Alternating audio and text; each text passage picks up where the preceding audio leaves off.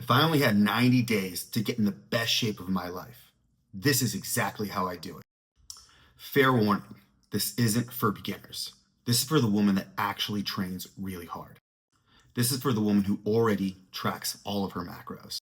This is for the woman who already checks all the boxes, but her body just still hasn't caught up to the effort that she puts in. Look, you don't need more discipline. You need a smarter approach. So if you're sick of looking fit-ish, stay tuned. I'm going to teach you exactly how I do it.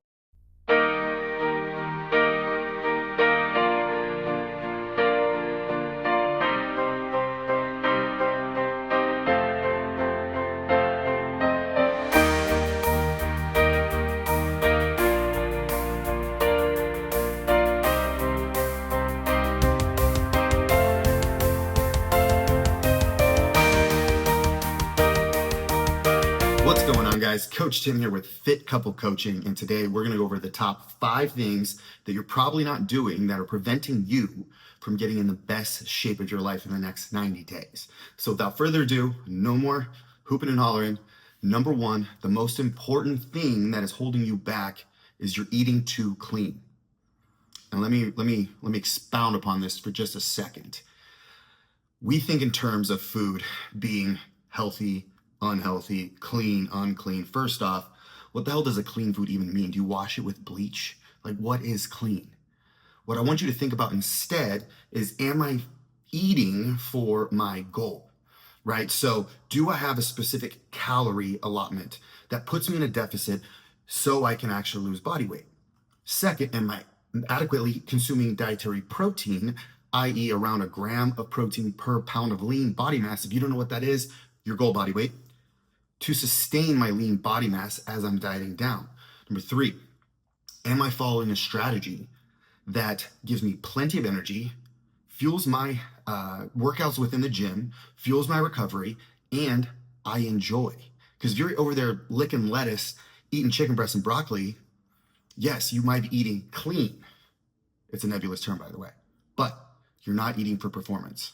So always eat for performance instead of eating clean. And the second one, this one is super big, especially with women that are just like you. You are chronically under-recovered. And this is even if you are sleeping 7 to 8 hours a night. When I think of recovery, I don't think of just sleep.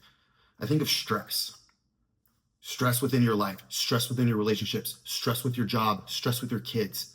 How are we managing that stress load? Now, if we don't control our stress, we do not mitigate our stress, chronically our cortisol is going to be high. When cortisol is chronically high, it is damn near impossible to lose body fat. So managing your recovery is huge. So a couple things that you can do. Number 1, check off the sleep thing. Make sure you are going to bed and waking up. Give yourself a fighting chance to get those 8 hours. Number 2, limiting caffeine to just before lunchtime. That's a huge thing that inhibits recovery. Overstimulation drives up cortisol as well. The third thing, make sure you're training hard, but not so much that your body has no chance of recovering. If you're doing 2-hour workouts plus an hour of cardio, then dropping in on a spin class every other day, you're probably doing too much for your body to recover. And when we're overstressed, like I said before, we're not going to be giving up body fat. Our body's going to go into starvation mode. It's going to go into survival mode. And guess what? Your body doesn't care about you being lean. It cares about you being alive. So manage your recovery. And the third one, this might be the most common thing that I see women do, and that is you're working out, but you're not training for the body that you want. Good example of this. If you look at a marathon runner versus a sprinter, what is the first thing you think of? Marathon runners are generally smaller. They don't have a lot of muscle mass. They're not very toned, but they can freaking go forever. Versus a sprint, if you think about like an Olympic sprinter, Marianne Jones or Usain Bolt, they're downright jacked. And I'm going to tell you the difference between the way they train. Marathon runners, they do everything in their power to be able to sustain endurance. And guess what your body needs to have more endurance? It needs to have less muscle mass and it needs to have more body fat stores, because body fat stores are the fuel, the predominant fuel for long-term energy expenditure, AKA running for a long time or doing cardio for a long period of time. Sprinters, what is the best way to become a really fast, powerful sprinter? You need to be stronger. And how do you get stronger? You have lean body mass. So the way you train needs to match the body that you want. So if you want to be toned, if you want to be lean, if you want to have definition in your shoulders, you want to have tone to your abs, you want to have a tight butt, really defined thighs, you need to train like that, which means we need to prioritize training with resistance, meaning weight training, using machines, using dumbbells, using barbells. Yes, you don't have to train like me or the Hulk, but you need to challenge your body from a resistance standpoint in order for it to have a reason to hold that muscle tissue around. If anything, gain a little bit of muscle. So that way, when you take off the body fat, you are the tone that you want. I always tell all of my clients, train like you want to get jacked, but eat like you want to get skinny. And that's how you achieve tone. All right. And number 4, you lack structure to your meal plan. What do I mean by this? Tell me if this sounds like you. Maybe this is a better way to go about it. You barely eat in the morning because you're rushed. You're going to work. You drop the kids off at school. You're running around like a chicken with your head cut off. So maybe you grab a little bit of coffee. You might have a light snack around lunchtime. You get home, you're like, crap, I am hungry. So I'm going to try to get all of my food in, all of my protein, all of my dietary calories in, all my nutrition in the evening. So then you go to bed bloated. It impairs your sleep. And the next morning, you're not hungry. So you repeat the cycle. I see this all too often. For one, it's a very unsustainable approach. But 2, we need doses of protein throughout the day to stimulate muscle protein synthesis, which is a fancy way of saying we need to keep the machinery on in our body that keeps muscle around and keeps repairing and building new muscle tissue. Remember, if we want to look like what we want to look like, we need to retain muscle tissue as we're losing body fat.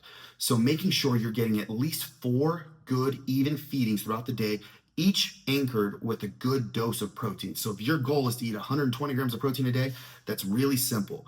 You take 4 feedings, you divide 120 by 4, that gives you 30 grams of protein that you have to hit at each meal. This is gonna keep your hunger satiated throughout the day. You're gonna be very even with blood sugar, you're gonna have even energy levels, and you're never gonna be catabolic to your muscle tissue, which is so important for the composition that you want, the body composition that you want. On top of that, it's also gonna make it much easier to say no to the treats at night.